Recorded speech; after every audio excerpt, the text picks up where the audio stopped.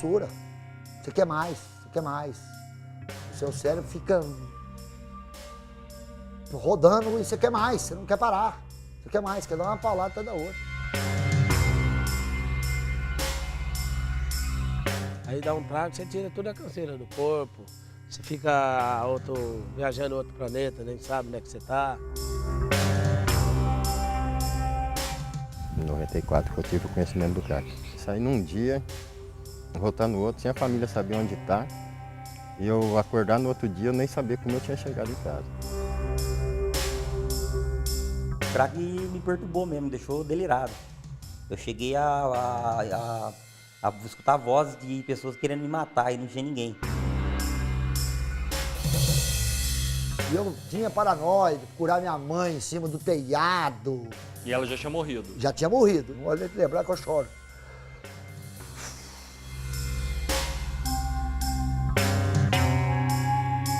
Tem patrão que sabe, mas tem patrão que não sabe. Passa perto, vê fumando e não fala nada. Por quê? Não quer perder porque os caras é bom de unha. Corre, eles querem saber de produção. A nossa região é comum.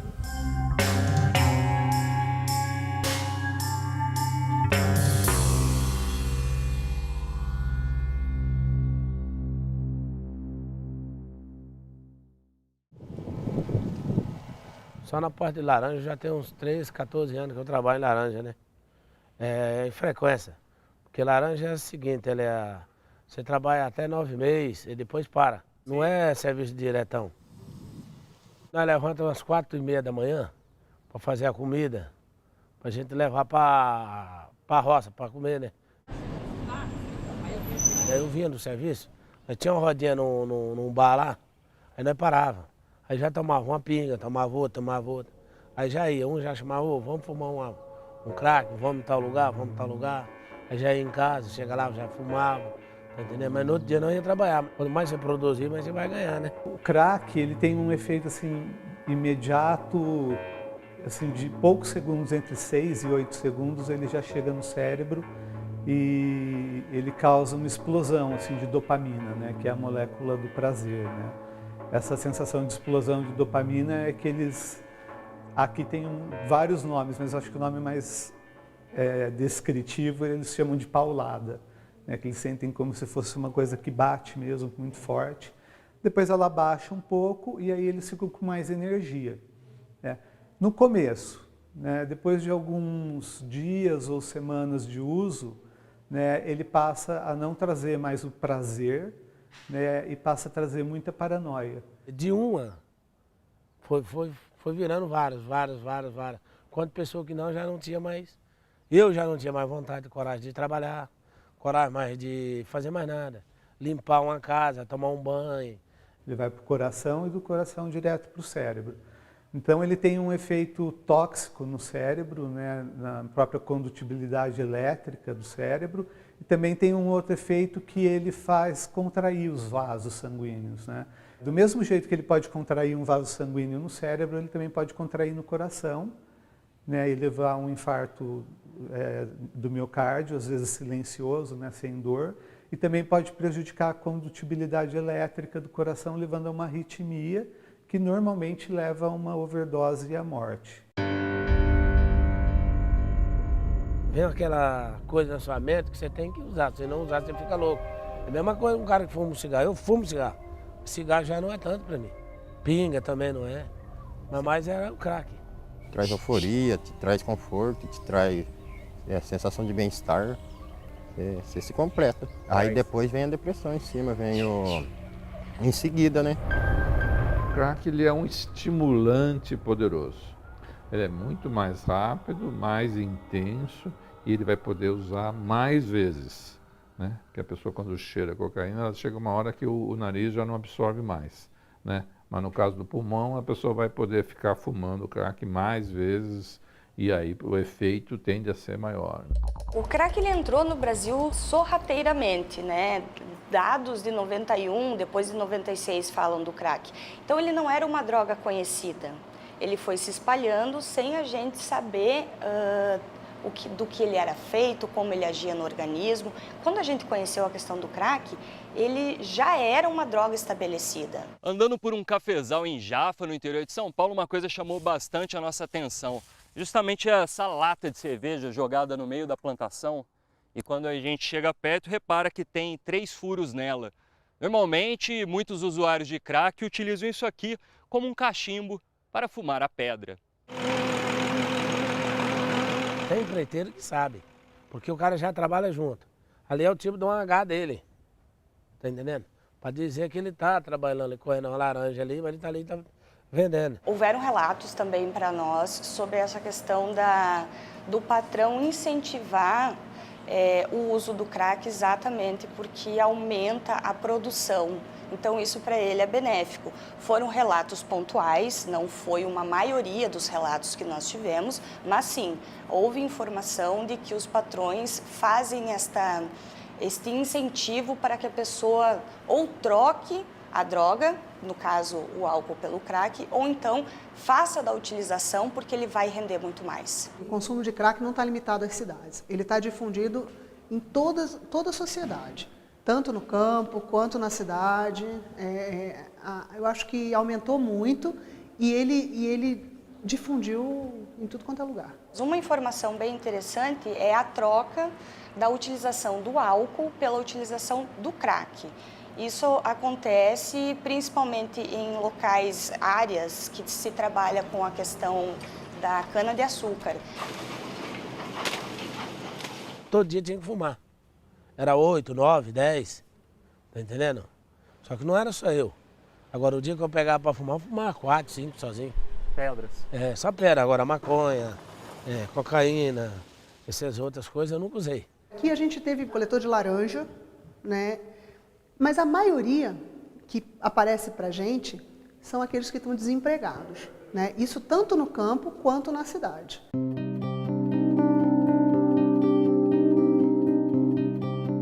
O que é mais fácil conseguir? Álcool ou crack? Os dois. Todos os dois é mais fácil. Compra um sargário, ninguém te dá. Agora fala, vai lá, compra uma garrafa de pinga para mim. O cara vai lá na hora, ele tira lá, arruma R$2, 3 te dá. Você vai lá, compra pinga. Você tá faltando R$2 para mim comprar uma pedra. O cara fala, eu não tenho 2, vou te dar 5.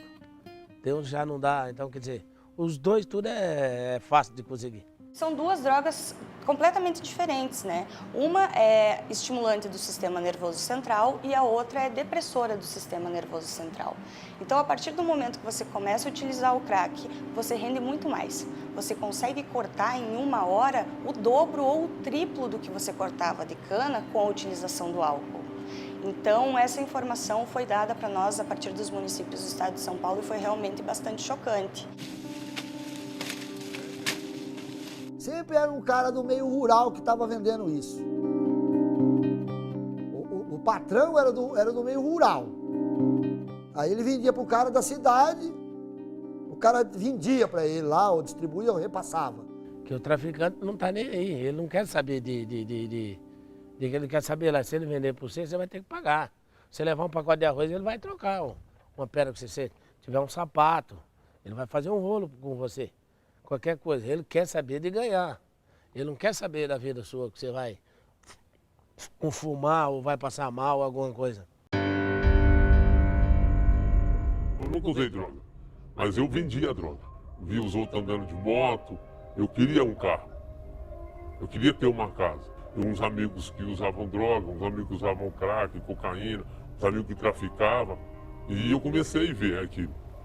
E falei, se eu traficar, eu vou ter o dinheiro. Na minha casa faziam filas, caminhoneiros, mototaxistas, mulheres de programa e outras pessoas que eu não sabia, porque essa droga era avassaladora. Aí vem muitas pessoas carentes, trazer cesta básica para você, não quero, vem trazer aparelho rádio, vem trazer cano, vem trazer tudo que você pensar. Tudo que você pensar, as pessoas vêm trazer atrás dessa droga, do crack.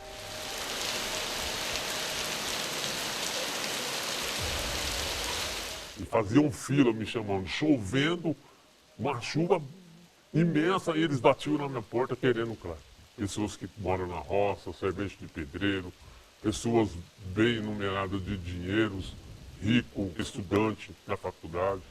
Todos iam buscar cocaína e crack. A coisa mais estranha foi quando a mulher quis vender o corpo dela a troco do crack.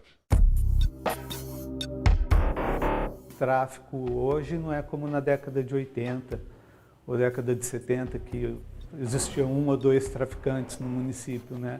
Hoje o tráfico ele sofreu um processo que a gente chama de pulverização. Então você tem traficante em todos os lugares, né? Você consegue comprar droga na frente da tua casa, você consegue pegar o carro, andar um pouquinho e encontrar um pequeno traficante que te forneça.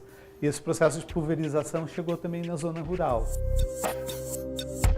Eu saí, o carro deu uma derrapada e a polícia mandou encostar. Aí foi a época que eles pegaram e revistou o carro e achou as drogas. Eu tinha jogado debaixo do tapete. Foi pego 7 papel comigo. Aí eu tive de falar para eles que eu era viciado. Essa casa em Garça está abandonada há mais ou menos 1 ano. E é aqui onde muitos usuários de crack vêm para fumar a pedra. E as condições de higiene são bem precárias. Aqui, muito entulho, muita madeira, o chão completamente sujo, o teto completamente destruído. Aqui ficaria a copa. Tem uma mesa jogada no chão. Curiosamente, nessa parede, uma imagem de Nossa Senhora de Aparecida. Junto com a gente está o Marcelino Pio. Ele tem um projeto social que busca resgatar usuários de drogas. O perfil das pessoas que frequentam essa casa são moradores de rua e trabalhadores rurais que vêm da zona rural para a cidade, consomem a droga aqui, compram nas biqueiras. E como são as características de usuários de crack, é se procurar um refúgio, se tocar, se jogar num bueiro, eles usam essa casa, como já tem algumas amizades que eles acabam se fazendo aí, e vêm para cá usar as drogas. E você já resgatou alguém nessa casa? Sim, já resgatamos o Andrade. Hoje eu tenho um nome, hoje eu chamo Josué de Andrade Vaz. O Paraná. O crack faz pouco tempo que eu fumo, mas pinga faz tempo. Pinga faz tempo. Assistência social falava para mim assim, mas não tem como eu ir lá pegar o seu registro de nascimento. Você é da onde? Crack faz quanto tempo?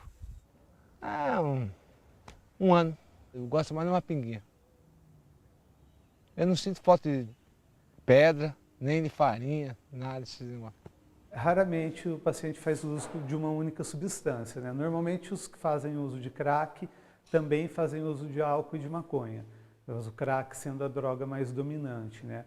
Os que fazem uso de álcool costumam ser mais usar uma única substância, mas também existe uma proporção aí de 20 a 30% dos alcoolistas que ocasionalmente também fazem uso da cocaína e do crack. Às vezes a pessoa começa a beber sem a intenção de usar crack, mas o álcool é um poderoso estimulante para ela, quer seja para cocaína, quer seja para o crack, né?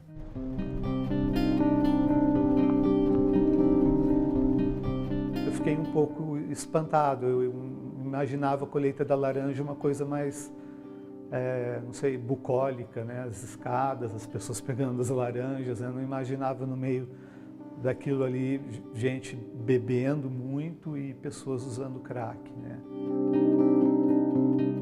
A gente tem uma caixinha, assim, até meio estranho de dizer, mas a gente começou a ter os primeiros casos, tanto com álcool quanto com crack, né, de pacientes que iam à morte, e a gente encheu essa caixinha já.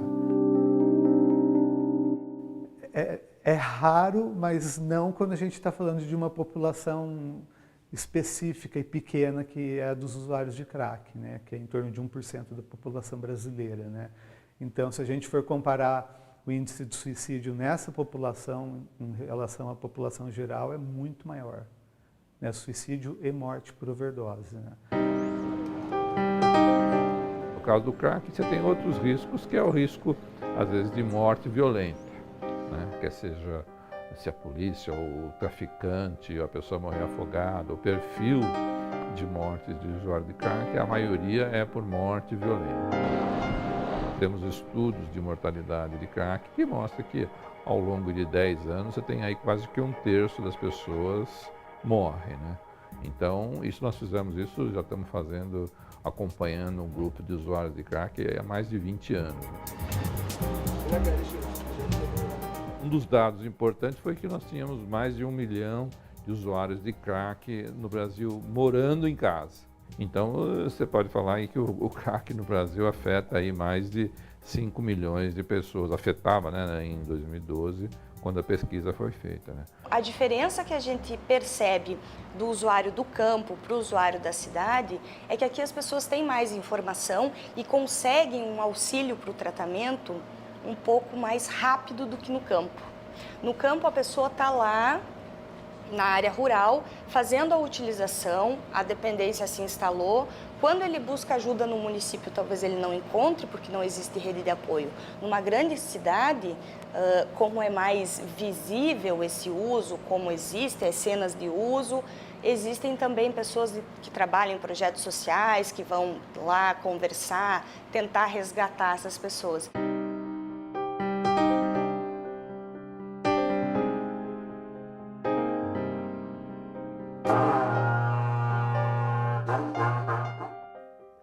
Ah, cara, meu pai sofreu muito comigo, cara, nesses anos de uso de droga aí. Eu vou só vir enxergar isso agora, de 6 anos que eu tô limpo.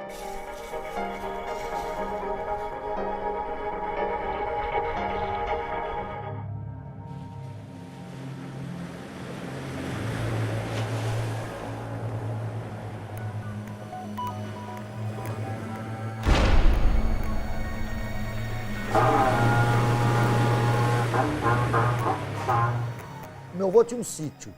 Esse sítio ficou acabando a parte, meu pai comprou dos irmãos, ficou pro meu pai. Eu tinha 17 anos, 16 anos, foi em 1980. Logo depois eu fui para os Estados Unidos, eu estava estudando, meu pai não queria que a gente ficasse, virasse peão também, né? Então a gente sempre teve uma vida assim, no campo, mas junto com a cidade. Cara, eu era maconheiro de bandeira, velho. Eu era maconheiro de bandeira. De bandeirinha de assumir e tal. Mas eu experimentei a tarde da cocaína e vim parar no crack. Tomei baque. De 90 pra lá que a coisa aumentou, assim, no rodeio principalmente. Nos meios dos peão, até teve casos de peão que morreu, de overdose.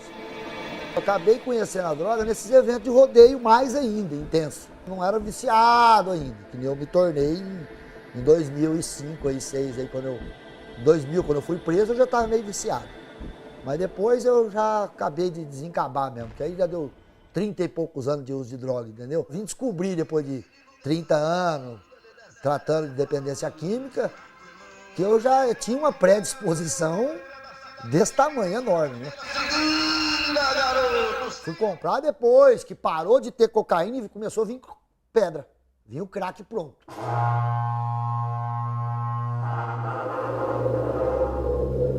Eu fui pro Mato Grosso numa viagem, apareceu um cara, boiá. Porra, cara, tem um negócio aqui que você... Eu falei, não, você não tem cocaína? Pô, não, tenho, mas não vamos cheirar. Vou te mostrar um negócio. Pegou uma colher, um bicarbonato, pôs junto com a cocaína ali dentro, misturou com um pouco de água, pôs o isqueiro embaixo. Ela derreteu e formou um óleo. Na hora que formou o óleo, ele pôs o dedo e pôs em cima de um papel de higiênico ou de pão. Tirou as pedrinhas, velho. E falou, nossa, mas o que é isso? Você estragou, cara. Tinha um monte, ficou doido de negocinho. Você é louco? Ele falou, karma. Pegou o cachimbo, pôs na cinza e depois eu dei uma paulada, rapaz.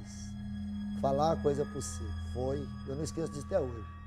Eu dei uma pauladinha ali, eu já fiquei igual tomar na veia. Pão! E vambora, porque quando você usa, você fica meio de paranoia, todo mundo tá vendo que você tá usando, você se auto-escondendo, sabe?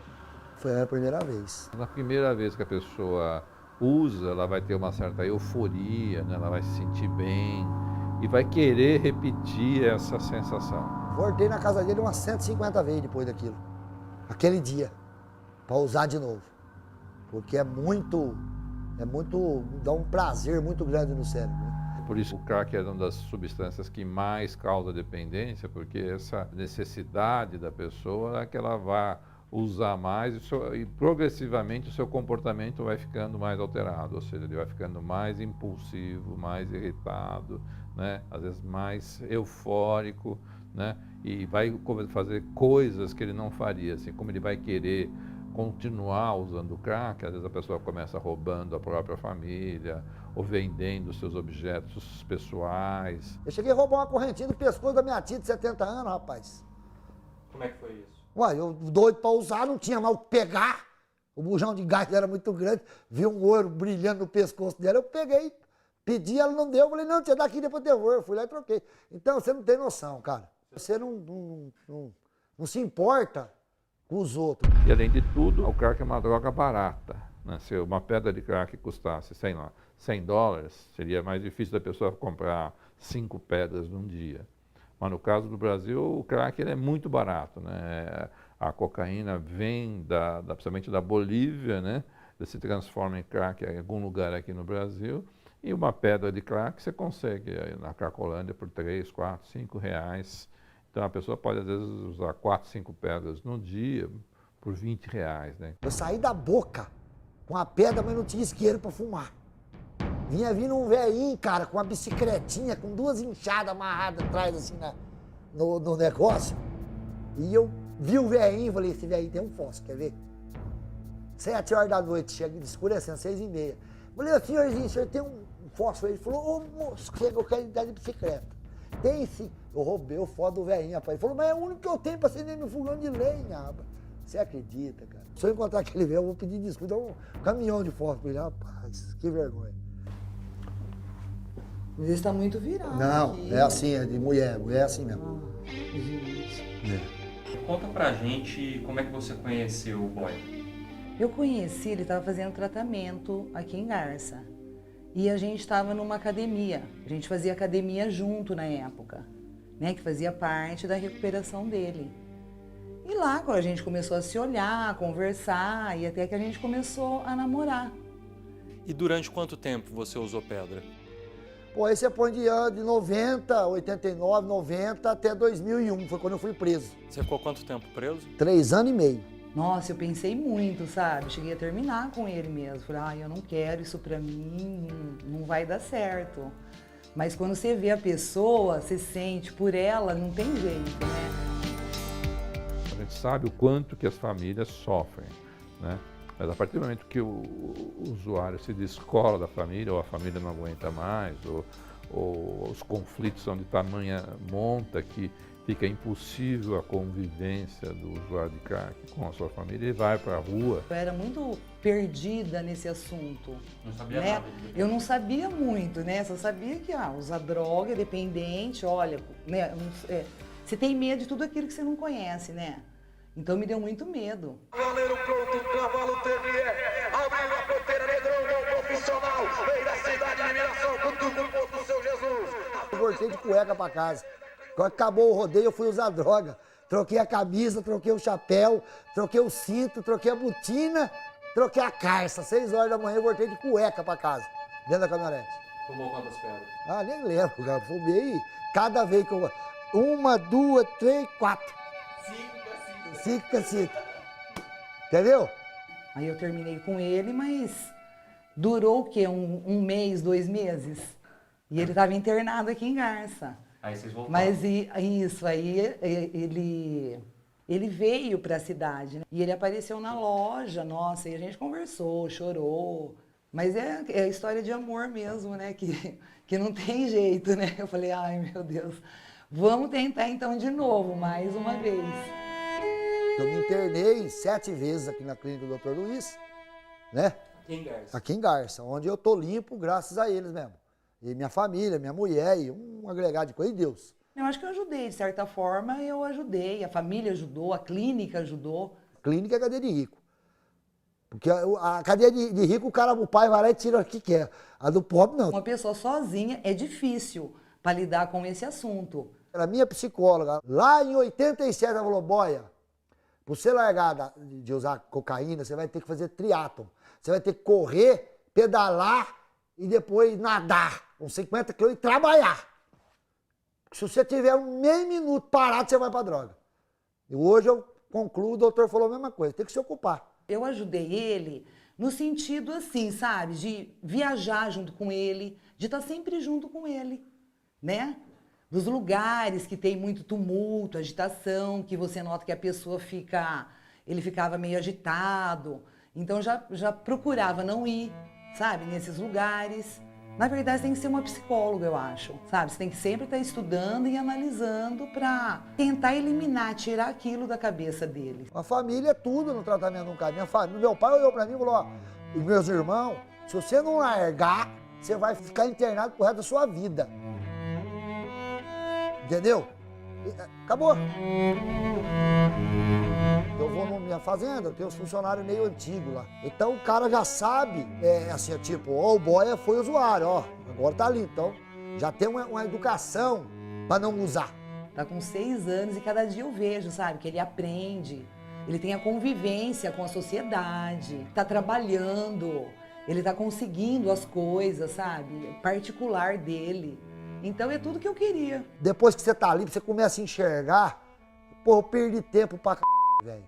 Eu perdi tempo pra mas sem saber. É a história do adolescente que entra no mundo errado e ninguém para ele. O CAPS é um centro de atenção psicossocial de álcool e drogas, onde ele tem a função específica de estar reinserindo os pacientes que são dependentes químicos de volta à sociedade, estando limpo, digamos assim. Geralmente, a maior parte trabalha na zona rural. Minha infância foi no campo, né? Que meus avós eram de fazenda, né? Então, praticamente fui criado no campo e adorava isso. Aí, meu pai veio para a cidade, né? Eu vim junto. E aí, comecei a morar na periferia da cidade aqui de Garça. O paciente ele vai dar entrada no CAPS, a porta é aberta, nós trabalhamos com demanda espontânea, não precisa ser apenas encaminhamento. E aí a gente vai encaminhar ele para avaliação médica, onde vai ser dada a conduta, discutida em equipe na hora, para ver se o caso é de internação ou não, ou se ele vai ser inserido no CAPS, e já inicia o tratamento. Eu trabalhava de dia e estudava à noite. Comecei a fumar maconha na escola. Aí com 17 anos conheci a cocaína. Comecei a cheirar cocaína. E aí a cocaína começou a me acompanhar, né? Porque daí como ela é um pó, eu podia levar ela para onde eu quisesse. Aí ao passar do tempo conheci o crack. Fumei por 6 meses, eu fumei o crack. Sempre quis a área de psiquiatria como enfermeira. Na pesquisa que a gente tem que ter de conclusão de curso, resolvi fazer sobre o perfil sociodemográfico dos pacientes usuários aqui do CAPS-AD do município de Garça. O que mais chama a nossa atenção é que a maioria começa com o álcool, que é uma droga que não é proibida e ninguém acha que é uma droga, só que o álcool, na verdade, é uma droga lícita, só é proibida para quem é menor de 18 anos. E ela é uma porta de entrada para as outras drogas. Eu sempre bato na tecla que o álcool foi minha pior droga, né? Porque sempre eu fazia uso das outras drogas, sempre em consequência do álcool. Sempre o álcool primeiro para depois vir as outras. Eu nunca usei uma droga sem tomar uma bebida alcoólica. O crack, a gente que está na rua, a gente conversa com vocês aqui, vocês não usam. A gente conversa com os outros ali, eles usam. Cheguei, experimentei um pouquinho, foi a única que aconteceu. Mas só que eu não sou viciado nesse negócio. Eu gosto de tomar minha pinguinha assim, mais controlado.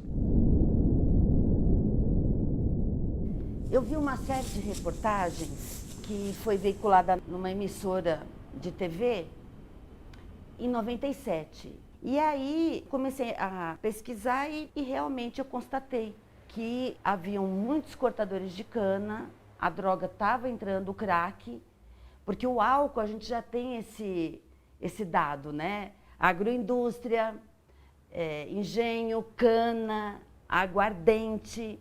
Agora, o crack é uma droga de cunho mais urbana. Então, na época, eu fiquei, em 97, espantada. Como que pode, né? O pessoal hoje do campo está mais interagido com a sociedade rural, urbana, do que antigamente. Pô. Antigamente se vinha-se numa quermesse da Nossa Senhora Aparecida, na festa da padroeira da cidade, vinha na cidade e tinha uma quermesse. Hoje não, pô. Hoje todo fim de semana o cara pega uma motinha e tá aí. Por que o crack na área rural? Né? Então, era o início de um processo que estava começando. E fui entrevistar o toxicologista, a psicóloga, o pastor, o padre, o assistente social, o sindicalista, o cortador de cana. Até a minha última etapa foi no corte de cana, que aí eu fui passar alguns dias junto com eles no canavial. Por mais que eu explicasse que era uma pesquisa acadêmica, que eu era estudante, que eu estava pesquisando, abertamente, assim, eu sou usuário de crack, não. Isso nenhum falou para mim.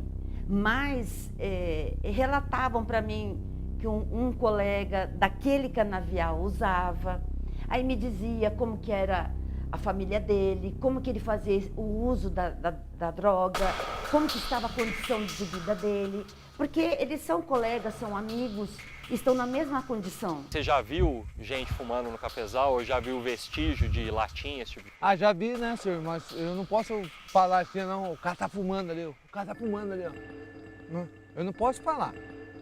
Geralmente eles acabam conhecendo no meio da colheita mesmo. Um vai passando para o outro, aonde o que a gente suspeita até mesmo que possa existir algum tráfico, porque quase não se tem policiamento numa zona rural, então ficaria bem mais fácil. E o que eles comentam, o que eles dizem, é que rola a droga mesmo. O cara mora no sítio, ele vai buscar, só que é o seguinte, a droga é tão violenta, cara, tão violenta, que nem eu, você não consegue trabalhar sem a droga. Eu fumava cedo, 7 horas da manhã. Eu cansei de pegar meu carro aqui em Java e ir pra Garça. Fazer o quê? Buscar droga. Fumava e trabalhava normal. Até chegou um ponto que não tinha mais controle. Eles usam para trabalhar mesmo. Alguns falam que a droga dá disposição, o ânimo para trabalhar, conseguem ter um bom aproveitamento. Vamos supor, eu tenho que colher 50 sacas de laranja em meio período. Eu uso a droga vai me estimular e eu consigo colher 100. E eu ganho por produção. Para isso mesmo que eu usava as drogas. Para render mais no serviço. O serviço é muito duro de fazer. Então eu preciso usar droga para dar uma relaxada no corpo, na mente e meter o pau no serviço. Eu já ouvi reportagens ligando o crack à produção. Quanto mais eu fumo, mais eu corto. Essa teoria, para qualquer médico toxicologista que você for falar, qualquer psicólogo, essa teoria vai por água abaixo. É o contrário. Você desliga de tudo. A sua meta, o seu foco é na droga. Eu quero sentir aquele prazer novamente, e novamente, e novamente. Quando você pega o crack, na verdade, a fissura de usar é tão grande, que a pessoa já coloca 3 cigarros na boca e fuma rapidamente para fazer a cinza rápido. E faz furinho na lata, joga a cinza em cima e joga a pedra de crack em cima. Aí fuma e acende o isqueiro, fuma e traga na boca da lata. Você chega num cara que está aí hoje, plantando mandioca, não tem dinheiro para comer. E aí o cara fala, vou largar aqui esse negócio aqui. Ele nem quer saber o que é. Ele fala, pode largar, moço, você vai me dar dinheiro? Então não dá pra largar. Aí vai ver o cara, acaba indo preso, ele coitado, ele tava só querendo dinheiro. Ele não usa, ele não... Hoje já não, hoje às vezes a pessoa compra uma propriedade rural para trabalhar em cima disso. Consegui me libertar do crack. Aí voltei a trabalhar. Só que daí o que aconteceu? Eu recaí na cocaína. Aí, de lá pra cá, isso aí tá perante aí uns 10 anos pra cá, só uso cocaína. Só que diariamente, todo dia eu cheiro cocaína. A última vez que eu usei tá com 2 meses. Não posso falar que eu tô liberto ainda, porque são 2 meses só que eu tô sóbrio, né? Sem o uso da droga. Mas tô tentando largar de vez mesmo, porque a recaída pode acontecer. A pior coisa de ser dependente é você ser escravo, né? Você ser olhado com preconceito, né? Você magoar pessoas que te amam.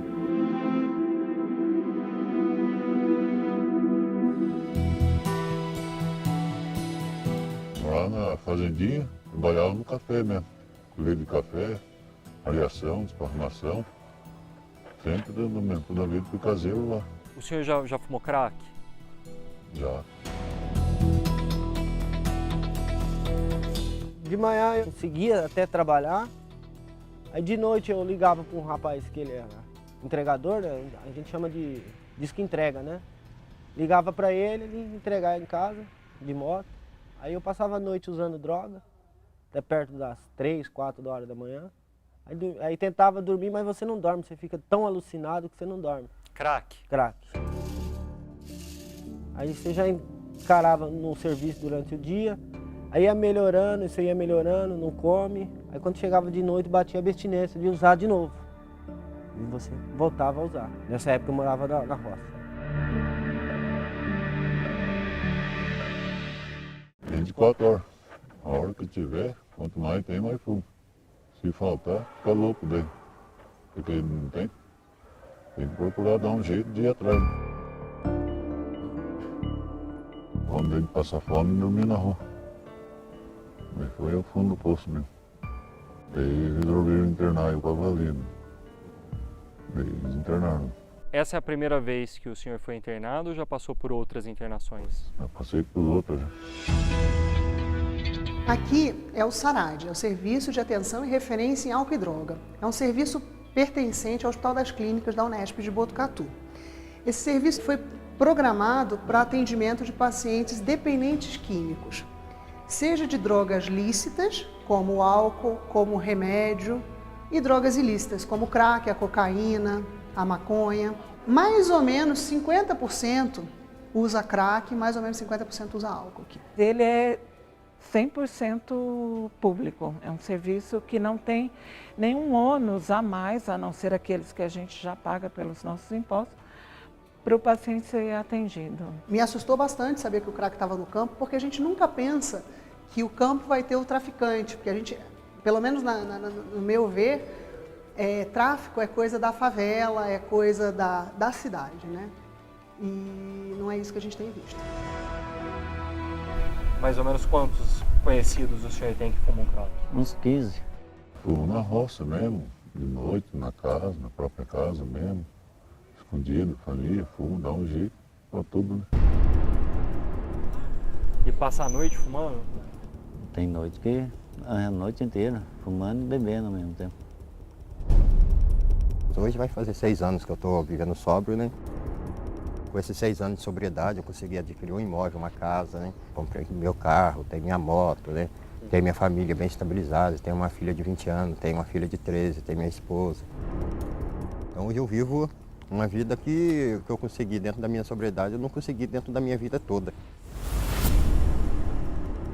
O crack eu parei porque eu corri atrás das coisas e eu via as coisas indo tudo de água abaixo.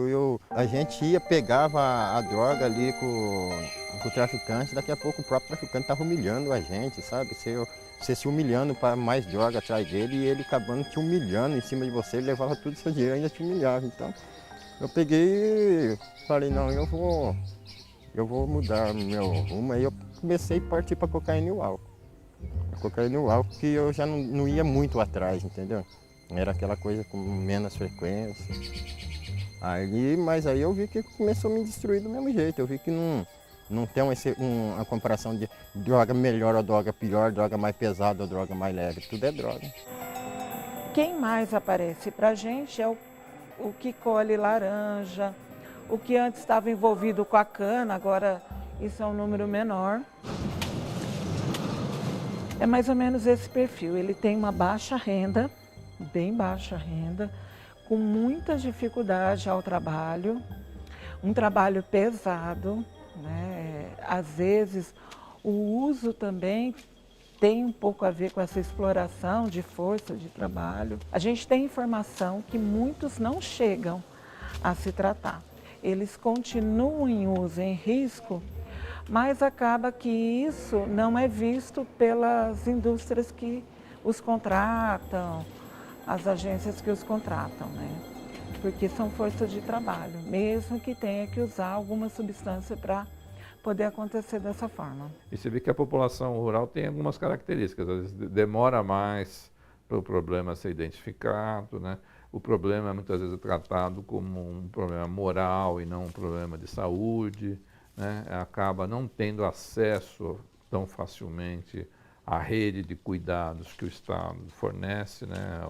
Ou à rede de tratamento propriamente dito, né? Então, às vezes os casos tendem a se cronificar mais, né? A pessoa fica pior, né? E não receber um cuidado que deveria, né? Se a gente tem uma dificuldade de falar em municípios de grande porte, que a gente vê o usuário na rua, é muito diferente num lugar pequeno, numa área rural, onde você não faz esse acompanhamento. Você, por muitas vezes, você não vê, você sabe que ele existe, mas você não enxerga.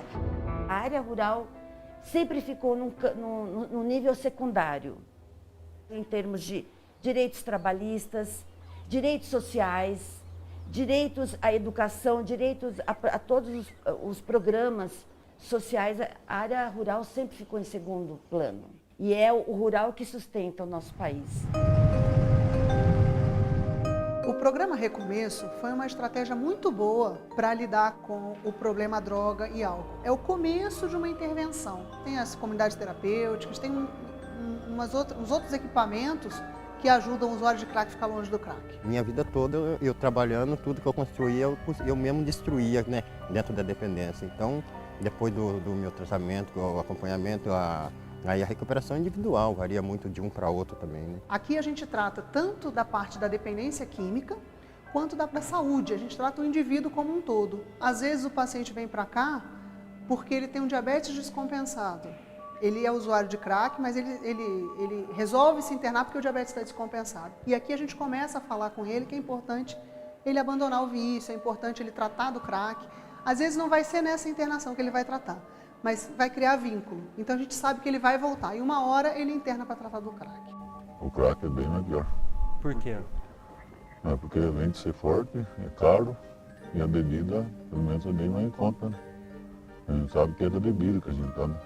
Agora a droga só leva a gente pro fim da vida mesmo, a desgrama mesmo. Uma crise que é psíquica, um paciente num surto psicótico por conta do uso da droga, que aquele paciente está quebrando tudo, está batendo na polícia, perdeu a noção do perigo, tá? Ou até uma crise social, é um paciente que está morando na rua, sem nenhum recurso, sem família, tudo isso a gente entende por crise, e aí está indicada a internação. Quando você chega, falando português claro, no fundo do poço, você acaba se desnudando de várias coisas que você não fazia antes, começa a fazer. Então a miséria, ela acaba tirando alguma parte de você que até então, quando você tinha uma condição social mais adequada, você não faria. Vinha dinheiro no bolso, achava que não ia acabar na vida, né? Então a gente vai no embalo, a gente se enrasca. A família não aceita a gente nem entrar de olho na casa. A grande dificuldade que a gente tem em relação ao campo é a família vir aqui acompanhar a distância mesmo, né? Então é muito mais difícil conseguir uma coisa. Esses pacientes normalmente são pobres, não têm veículo próprio, a família não tem condição quase nenhuma. Então é difícil de vir pra gente, porque o tratamento é junto da família. Eu preciso que a família esteja junto para que ele consiga se restabelecer.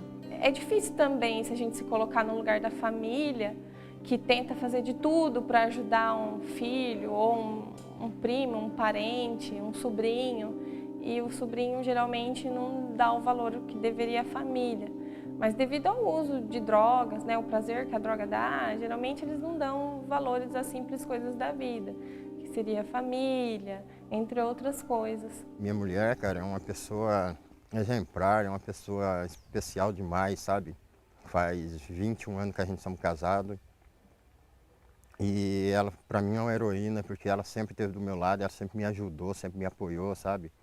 Sempre me ajudando, me apoiando em tudo. Ela foi uma peça fundamental para a minha recuperação. A pior coisa que pode acontecer com o usuário de crack é ele se desconectar da família. No mínimo, a família protege de alguma forma, mesmo que sofra muito junto com o usuário de crack, né? Então, para cada usuário, E as pesquisas nós temos mostrado que existem 4 pessoas que estão juntas com, normalmente pai, mãe ou mais alguém da família que estão afetadas, né? Então a gente sabe o quanto que as famílias sofrem. A família tem que saber o que é a dependência química, o que a pessoa passa. Porque se a família não conhecer, a família só vai te apontar e te criticar. Entendeu? Mas quando a família passa a te conhecer, ela passa a ver que você está doente. Aí ela começa a te tratar como você está doente. Um doente, o que você tem que fazer com um doente? Ajudar o doente.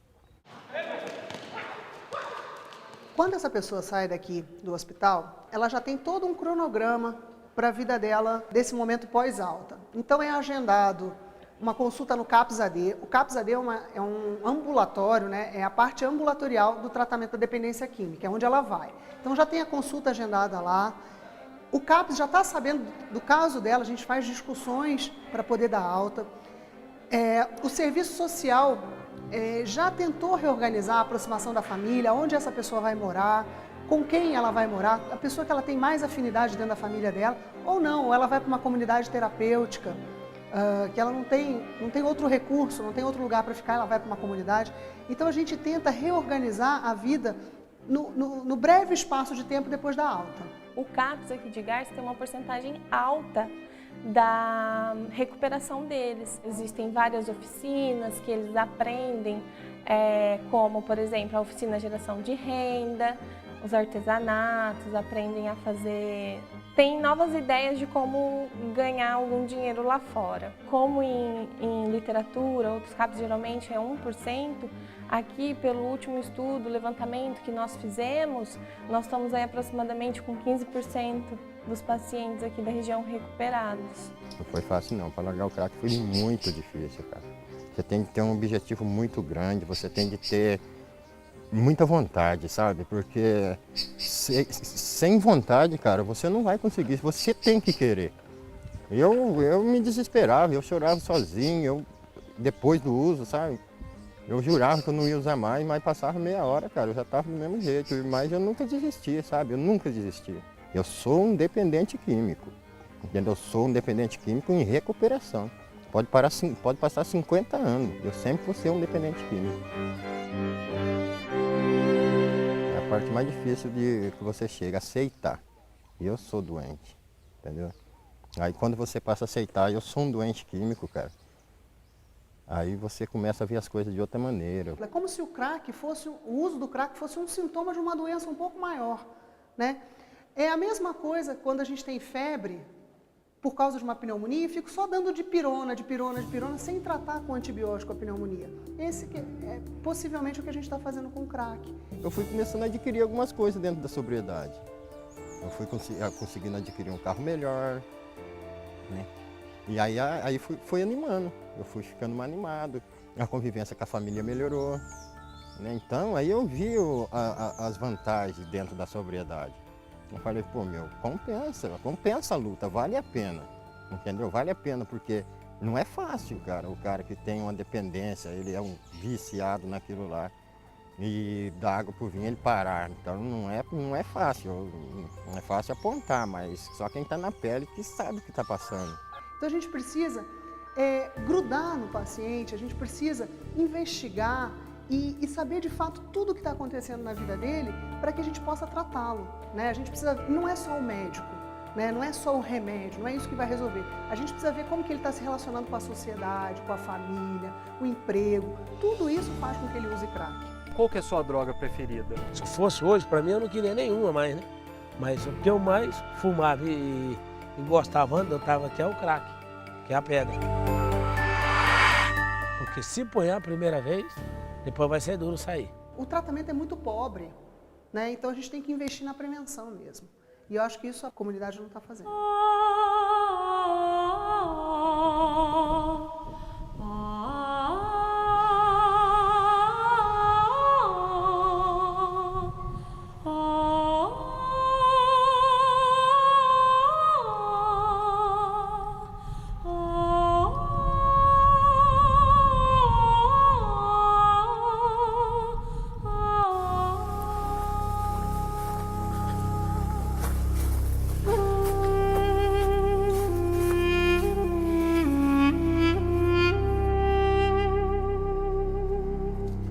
faz 18 anos que eu faço uso de droga. E há 18 anos que eu estou tentando aí sair disso. Agora que eu estou começando, há 2 meses, depois de 18 anos que eu estou limpo. Eu me arrependo porque eu fui responsável por essas vidas estar perdidas. Muitos se perderam, muitos morreram por causa de eu vender o crack. Só perdi tudo que eu tinha. Perdi uma grande esposa, perdi filho, perdi serviço, perdi amigo, disse que era amigo, mas não sei, perdi.